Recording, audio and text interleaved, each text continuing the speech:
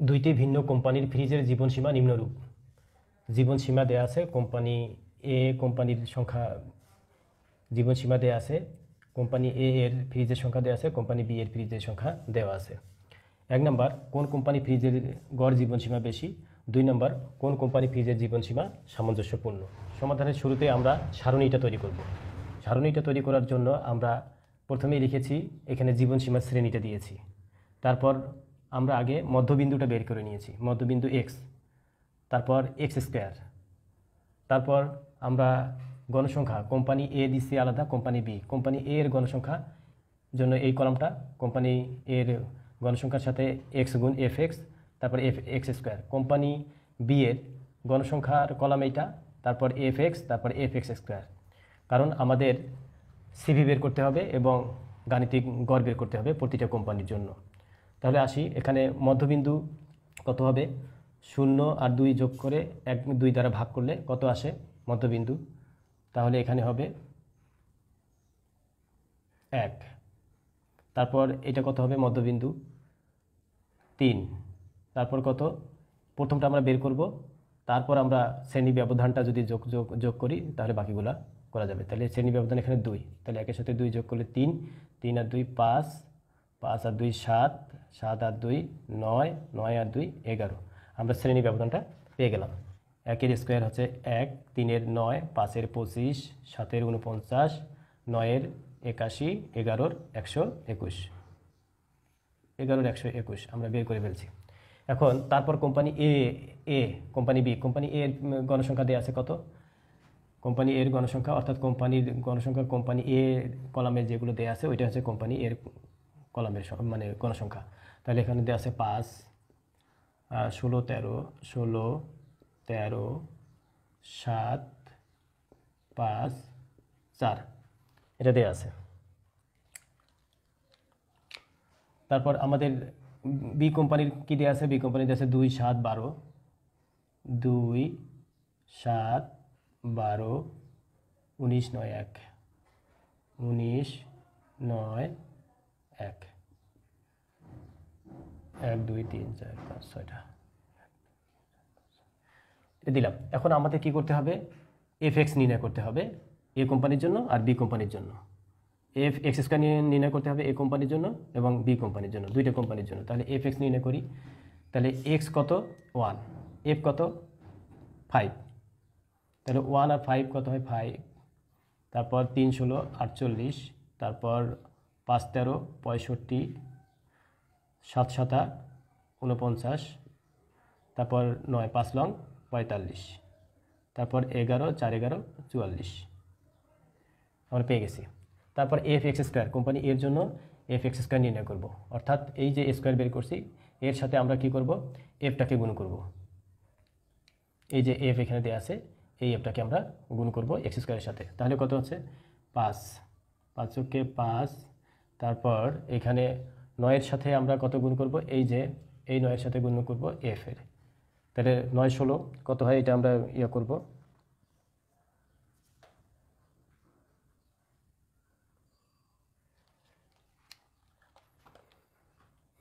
তাহলে এখানে 9 16 144, তারপর আমরা 9 আর 16 144। তারপর কত আসে? 25, 25 আর 13, 25 গুণন 13, এটা 325 আসবে, 325। এভাবে আমরা সবগুলোই নির্ণয় করব। তারপর 49 এর সাথে 7, 49 7, 343, 343। তারপর 81-র সাথে গুণ করব 5, 81 5, 405, 405। তারপর আসবে 121-এর সাথে 4, 121-এর সাথে 4, 121 ইন্টু 4, 484, 484। আমরা সবগুলো বের করে ফেললাম। এখন আমাদের কোম্পানি এ এর জন্য গণসংখ্যাটা যোগ করে দিব। গণসংখ্যা এখানে এন ইকুয়াল টু, কোম্পানি এ এর জন্য এন এ ইকুয়াল টু, এটা যোগ করে দিব। কত হয়? টোটাল গণসংখ্যা হবে 50। তারপর F x, summation F X, company এর জন্য summation F x. F x সমান সমান কত? সামেশন এফ এক্স, এটা যোগ করে দিলে অর্থাৎ 5, 4, 65, 49, 45, 44 যোগ করে দিলে এফএক্স আমরা পাবো হচ্ছে 256। এটা হয় 256। তারপর এফ এক্স স্কোয়ার যদি যোগ করে দিই সামেশন এফ এক্স স্কোয়ার, তাহলে এই যে 5, 14, 325 এটা সবগুলোই এই কলামটা যোগ করে দিলে যেটা হবে সেটা হবে 1706। 1706। তারপর এখন আমরা বি কোম্পানি বি এর ক্ষেত্রে আসব। এই যে 2 গণসংখ্যার সাথে আমরা এক্স গুণ করব, তাহলে আসবে এফ এক্স কোম্পানি বি এর জন্য। তাহলে এখানে 2 এর সাথে 1, 2, এই তারপর আসবে 7 এর সাথে 3, 21, তারপর 5 এর সাথে কত, 5 এর সাথে আসবে 12, 5, 12, 60, তারপর 19 এর সাথে কত আসবে 7, 133। এভাবে আমরা সবগুলো গুণ করে দিব। তারপর 9 এর সাথে 9, 81, তারপর আসবে 11 এর সাথে 1, 11। এভাবে আমরা পেয়ে গেলাম এফ এক্স। তারপর এফ এক্স স্কোয়ার, তাহলে এক্স স্কোয়ার তো আমরা এখানে বের করছি, এটার সাথে গুণ করবো এই এফের বি কোম্পানি বি এর এফ এর সাথে গুণ করব, অর্থাৎ এখানে দাঁড়াচ্ছে 1 এর সাথে কত 2, ওকে 2। তারপর এখানে 7 এর সাথে 3, 7, 21, তারপর 12 সাথে কত, এখানে দুঃখিত, এখানে 1 এর সাথে হবে এই এফ এর 2, তারপর 9 এর সাথে হবে এখানে এক্স স্কোয়ার যেহেতু বের করতেছি 9 এর সাথে গুণ হবে 7, এখানে 63 হবে, 7 লং 63। তারপর আসবে 25 এর সাথে গুণ হবে কত 12, 12 গুণন 25, 300। তারপর গুণ হবে কত 19 এর সাথে গুণ হবে এই 19 এর সাথে গুণ হবে 49,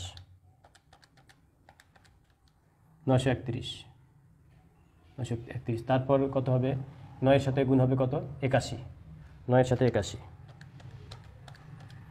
729, 729। তারপর 1 এর সাথে গুণ হবে কত 121, 121। এখন কোম্পানি বি এর ক্ষেত্রে এফ বা এন এর মান হবে কত এন বি ইকুয়াল, এটা হচ্ছে 50, এটাও 50।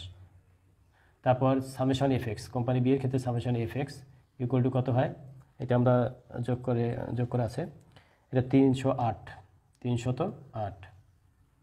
তারপর F X square company B এর ক্ষেত্রে এই যে 2, 63 এগুলো যোগ করব, যোগ করে কত আসে 2146, 2146, এটা আমরা পেয়ে গেলাম। এখন আমাদের সারণী প্রস্তুত। এখন আমাদের টার্গেট রাখতে হবে কোন কোম্পানির ফ্রিজের গড় জীবনসীমা বেশি, তাহলে গড় বের করতে হবে প্রত্যেকটা কোম্পানির ক্ষেত্রে। আসি তাহলে 1 নাম্বারের ক্ষেত্রে কোম্পানি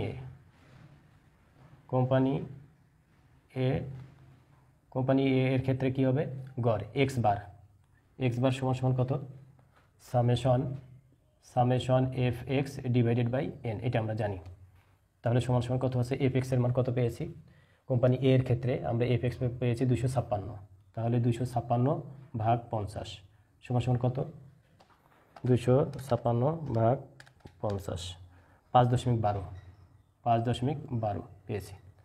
কোম্পানি বি এর ক্ষেত্রে কত হবে, কোম্পানি বি অর্থাৎ আমরা X bar A X bar B দিলেও হয়, summation F X divided by N সমান সমান কত হবে, এই কোম্পানি বি এর ক্ষেত্রে সামেশন এফ এক্স হবে 308, তাহলে 308 ভাগ কত 50, 308কে 50 দ্বারা ভাগ দেবো, 308 ভাগ 50, 6.16।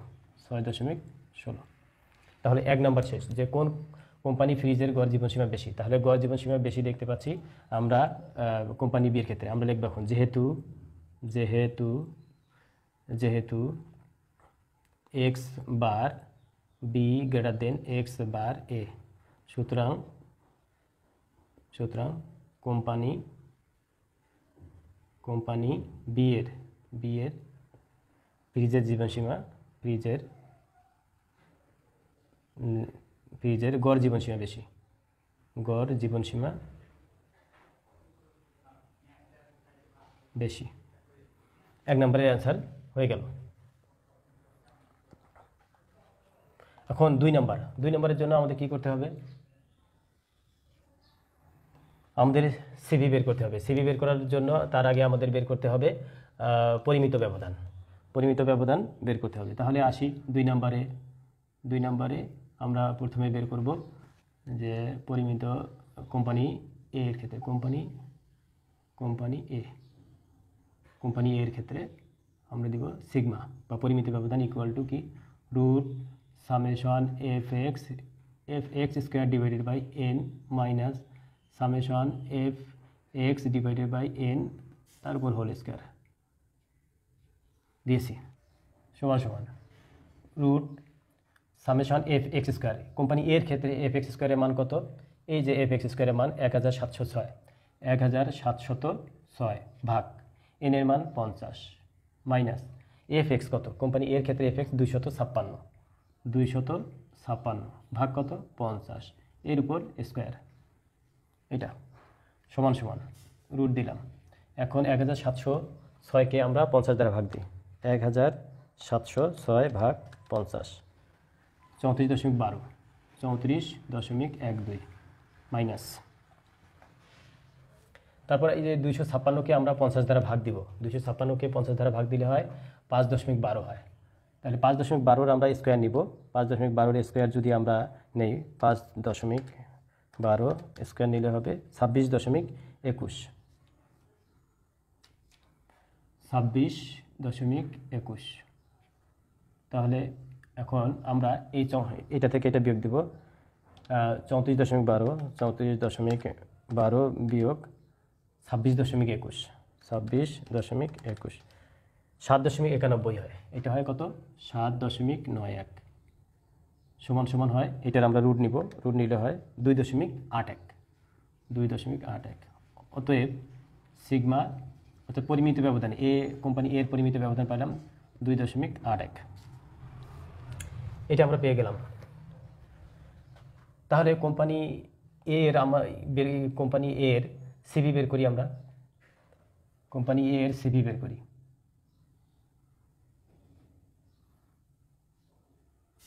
সিভি সমান কোম্পানি এর সিভি সমান কি আমরা সিগমা ভাগ এক্স বার গুণন 100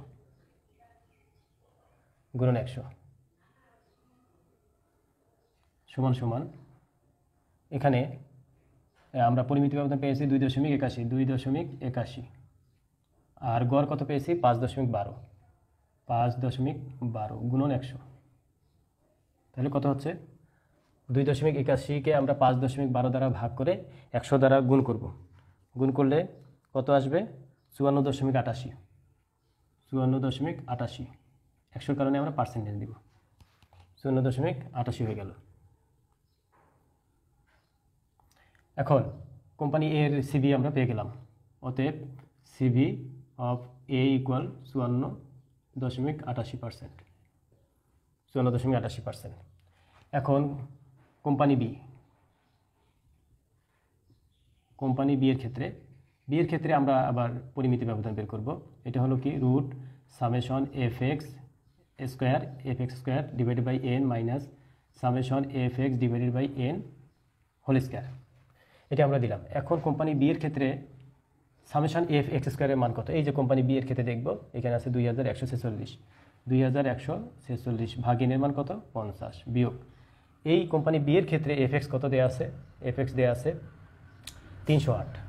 তাহলে 308 ভাগ 50 হোল স্কোয়ার।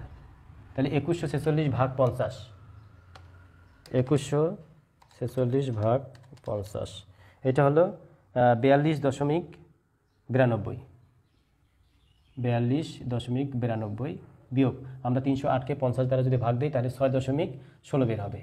এর আমরা বর্গ নিব। 6.16 এর বর্গ করলে হবে 37.94। তাহলে এইটা থেকে এটা বিয়োগ করে রুট নিব। তাহলে 42.92 বিয়োগ 37.94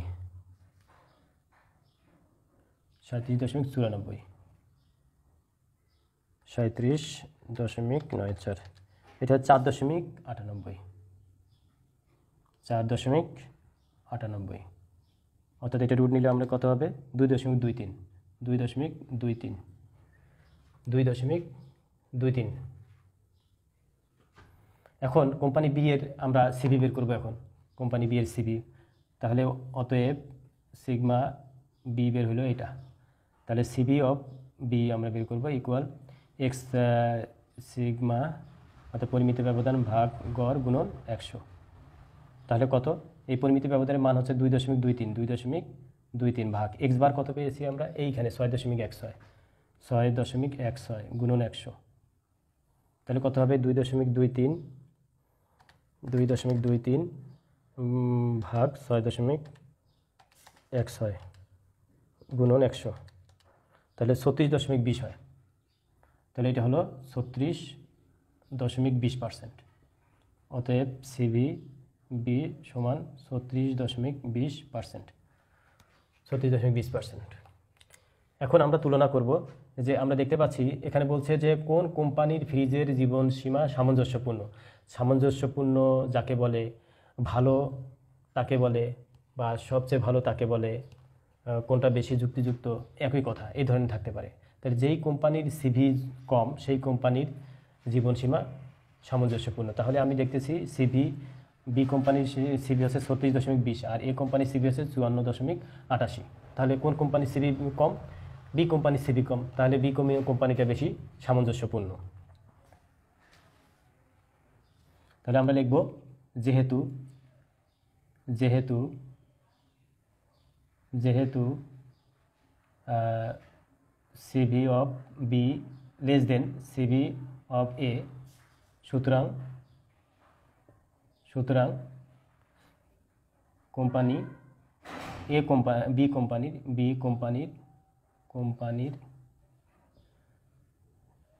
কোম্পানির জীবনসীমা সামঞ্জস্যপূর্ণ।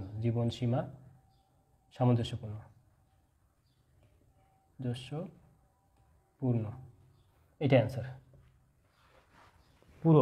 পুরো কোশ্চেনের অ্যান্সার এটা আমরা পেয়ে গেলাম। এভাবে যদি কেউ করে দাও, আমার মনে হয় যে এভাবে গুছানো সবচেয়ে ইজি হয়। মনে রাখতে হবে আমাদের যে জীবনসীমার শ্রেণী দুইটা কোম্পানির জন্যই কিন্তু একটাই, এই জন্য আমি মধ্যবিন্দুটা পাশাপাশি বের করে রাখছি। মধ্যবিন্দু এক্স, তারপর এক্স স্কোয়ার দরকার হয় দুইটা কোম্পানির জন্য, একই এক্স স্কোয়ার। এই কারণে এই তিনটা আমি পাশাপাশি করছি। তারপর কোম্পানি এ কোম্পানি বি এর জন্য আলাদা আলাদা এফ এক্স স্কোয়ার, এগুলো আমি বের করে নিয়েছি। তারপরে আমরা আসবো 1 নম্বর কোম্পানিদের গড় জীবনসীমা বের করার জন্য আমরা গড় বের করেছি। তারপর 2 নম্বরে পি বের করেছি, সিভি বের করার জন্য পরিমিত ব্যবধান বের করেছি, সিভি বের করেছি। এভাবে আমার মনে হয় বইয়ে এভাবে দেওয়া থাকবে না, আমরা একটু ব্যতিক্রমী করছি। ধন্যবাদ সবাই।